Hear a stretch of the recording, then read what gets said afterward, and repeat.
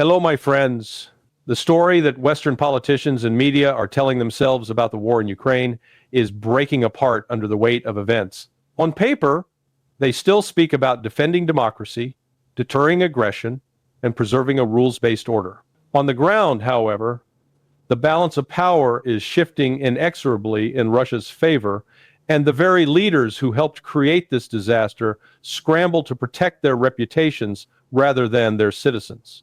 What we are watching now is not only a military conflict, it is the slow collapse of an entire political narrative that has guided Western policy for decades. Look first at the battlefield, because that is where illusions die fastest. While Western leaders fly from summit to summit and issue grand statements, the Russian army continues its methodical advance. The reports from Seaverk are emblematic. Yesterday, the line was that Russia was advancing. Today, even Ukrainian mapping channels quietly concede that most of the area has been captured. Tomorrow, when the fall of Seaverk is impossible to deny, we will hear the standard formulation. It was not that important. It was over-defended by Russia, and the victory came at terrible cost to Putin. We have seen this routine too many times to mistake it for analysis. It is narrative management for Western audiences, nothing more. The reality is straightforward. Russia is grinding down Ukrainian forces, taking fortified positions one after another, while Kyiv's political leader spends his time on yet another European tour.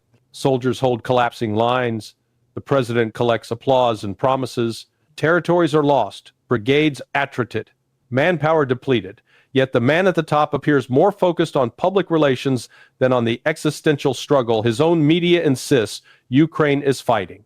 This tells you a great deal about where the real priorities lie. Into this deteriorating military picture stepped Donald Trump, and whether one likes him or not, his interview with Politico cut through layers of Western self-deception.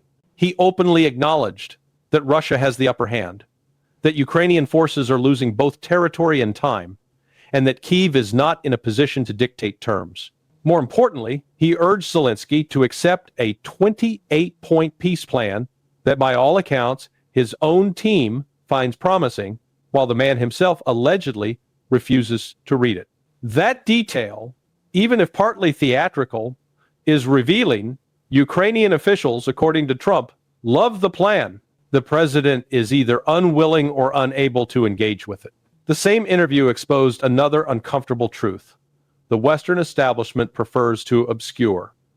Ukraine today is not a functioning liberal democracy. Trump underscored that there have been no real elections for a long time, that opposition parties have been banned or dissolved, and that political opponents have been imprisoned or exiled. We can argue about his tone, but the facts themselves are difficult to dispute. It is not very democratic, as he put it, to cancel elections, abolish parties, and criminalize dissent.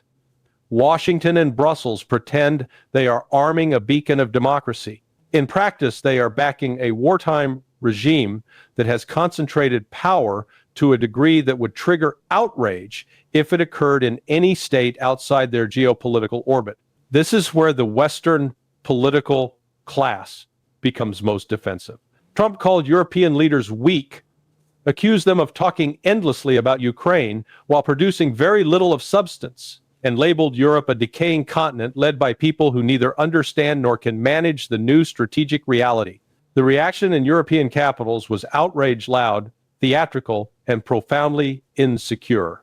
British officials rushed to declare that the UK is leading on sanctions, leading on aid, leading on responses, always leading, never winning. Brussels was fuming over the suggestion that Europe had become a collection of weaklings. Yet the fact that they feel compelled to assert their strength so loudly is itself a sign of how fragile their position has become. Consider Costa, the president of the European Council, suddenly thrust into the role of defending European democracy against Trump's mockery. His argument, stripped of its pompous phrasing, boils down to this. Democracy means 27 heads of government selecting one of their own behind closed doors and anointing him president of an institution no ordinary citizen can properly describe. Because that club of leaders elected him, he insists Trump must respect this as a democratic choice equivalent to American voters electing a president. This reveals something essential about the European elite. For them, democracy is whatever legitimizes their own positions. Elections are symbolic rituals. The real game happens in small rooms no citizen enters. In this context, Russia's assessment of Western rhetoric about democracy and freedom becomes easier to understand. Sergei Lavrov, in his annual address to the Federation Council, did something unusual for a senior Russian official. He openly praised Trump as one of the very few Western leaders actually trying to address the root causes of the conflict and to take Russian security interests into account. That is not an endorsement of every Trump statement. It is an acknowledgement that someone in the West is at least speaking the language of strategic reality rather than pure ideology. At the same time, Lavrov was very clear. Sanctions imposed under previous administrations remain in place, and under the current Trump White House are being expanded, not rolled back. The economic war is still escalating. European governments and the UK, he noted, actively seek to sabotage any serious US-Russia negotiation that might lead to a stable settlement. In other words, even when a potential interlocutor appears in Washington, Brussels and London do everything they can to corner him back into the same failed posture. Maximum pressure on Russia, zero concessions, and endless escalation by other means. The Western media ecosystem reflects the same schizophrenia. Politico releases a list of the 28 most influential people in Europe and, with disarming honesty, places Donald Trump at the top. He is described as a transatlantic shockwave, a man who shapes European politics more than any commissioner or council president. Vladimir Putin appears in the top 5, recognized implicitly as a central figure in Europe's fate, whether they like it or not. And yet the narrative insists that Europe is sovereign, strategic, and independent. How sovereign is a continent whose political weather is determined not by its own institutions, but by the choices of the US president and the actions of the Kremlin? The theatricality extends to the rhetorical attacks on Russia itself. Kallas, one of the Baltic hardliners, gave a speech that perfectly crystallizes the Western double standard. She declared that criticism from the US and Elon Musk should not be aimed at the European Union, which she described as the essence of freedom and a model of democracy and free speech. Criticism, she insisted, should instead be directed toward Russia, where, according to the standard Western script, dissent is banned, free media suppressed, and opposition silenced. Yet, this ringing defense of freedom comes from a bloc that banned Russian media across the Union in March 2022, blocked flights, and has pursued aggressive censorship of alternative voices under the banner of combating disinformation. When the EU forces a member state to hold a do-over election because the first result was inconvenient, it is dressed up as safeguarding democracy. When Russia prosecutes foreign-funded agitators or tightens its information policies in wartime, it is depicted as proof of inherent authoritarianism. From Moscow's perspective, this is not a moral argument, but a strategic weapon. Information policy is used not to protect truth, but to control narrative battle space. On the Ukrainian side, Zelensky's response to Trump's interview was almost a caricature of dependency.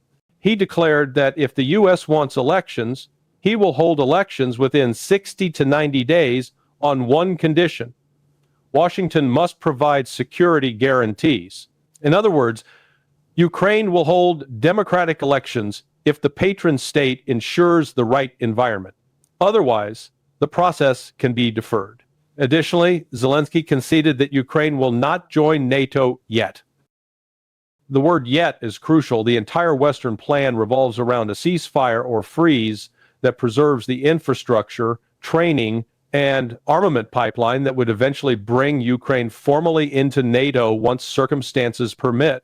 The Washington Post has already begun preparing the public for this by discussing a Korean model for Ukraine, a de facto partition, a heavily militarized line of contact, and both sides claiming sovereignty over the whole territory but living with a frozen status quo. U.S. officials dress this up as a realistic, pragmatic solution. They talk about German models, Korean models, frozen conflicts, and just and lasting ceasefires. Notice the phrase ceasefire, not peace. The objective is not to redesign the European security architecture, but to preserve a heavily armed, NATO-linked Ukraine as a permanent pressure point on Russia's western frontier. From Russia's standpoint, this is precisely what it launched the operation to prevent. Moscow's core demands no NATO expansion into Ukraine, demilitarization of the Ukrainian state, and genuine protection for the Russian-speaking population in the east are incompatible with a freeze that leaves a hostile Western-armed regime in Kiev with international cover and time to rearm. Russia did not endure years of sanctions, information warfare, and battlefield losses to return to a marginally modified version of the status quo ante. If anything, the whole arc of this conflict suggests that Moscow will reject a Korean-style arrangement packaged as peace, but functioning as a long, slow prelude to the next round of escalation. The fundamental asymmetry here is that Russia is fighting for what it defines as existential security interests. Western leaders are fighting for narrative credibility and geopolitical prestige. Russia can afford strategic patience. It can grind on, adjust, rotate, and adapt. It is operating on its own borders, with interior lines, deep industrial capacity, and a society that, whatever its internal disputes, largely understands the stakes.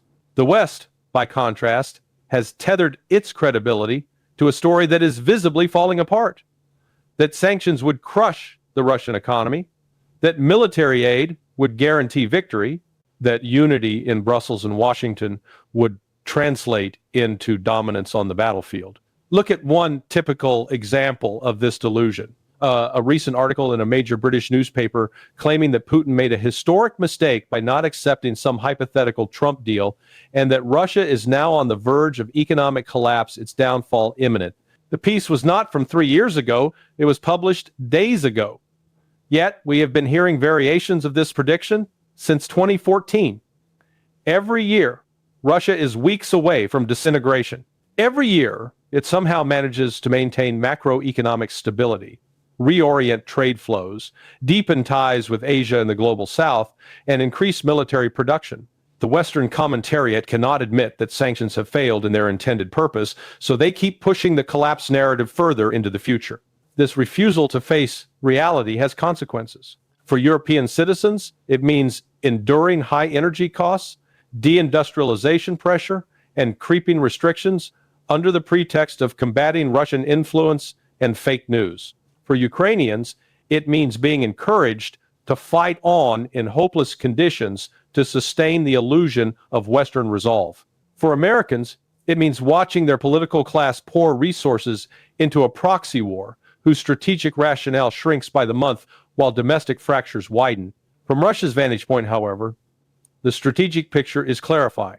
On the military level, it is slowly destroying the combat power that NATO has spent years building up in Ukraine. On the diplomatic level, it is exposing the deep contradictions in Western rhetoric. Democracies that suspend elections abroad, unions that ban media while lecturing on free speech, leaders who speak of sovereignty while admitting that an American president is the single most influential figure on their continent. On the economic level, Russia is being forced painfully but decisively to reconfigure its integration away from the West toward a multipolar network where it is treated as a necessary partner rather than a pariah. The war in Ukraine will not be decided by clever op-eds, viral speeches, or lists of influential people produced in Brussels and Washington. It will be decided by hard power, industrial stamina, and political will. On all three fronts, the Western project in Ukraine is weakening. Russia, for all its own flaws and miscalculations, has demonstrated that it will not accept a solution that leaves NATO's knife permanently at its throat. The more Western leaders cling to fantasies of a neat freeze, a Korean model, or a magically collapsing Russian economy, the more they guarantee that the final settlement, whenever it comes, will be shaped not by their preferences, but by the facts Russia creates on the ground. In the end, the options are stark. Either the West accepts that Russia is a permanent, indispensable power in European security and negotiates accordingly, or it continues to chase a mirage of victory while the situation deteriorates. The battlefield at Seversk, the tone of Trump's blunt remarks, the nervous fury in European reactions, the carefully chosen words of Lavrov, and the quiet despair behind Kyiv's bravado all point to the same conclusion. The strategic initiative has passed to Moscow. The West can acknowledge that now and craft a realistic peace, or it can be dragged to that recognition later at a much higher cost.